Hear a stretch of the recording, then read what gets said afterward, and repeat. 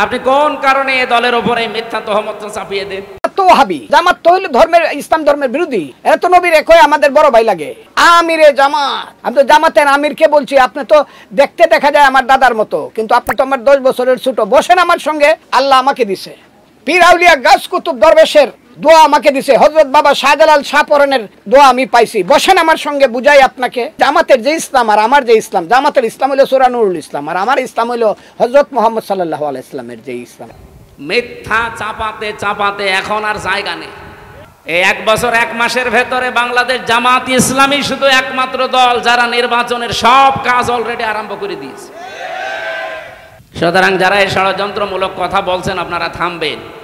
গত পরশুদিন কি হয়েছে রাতের বেলা আপনারা জানেন।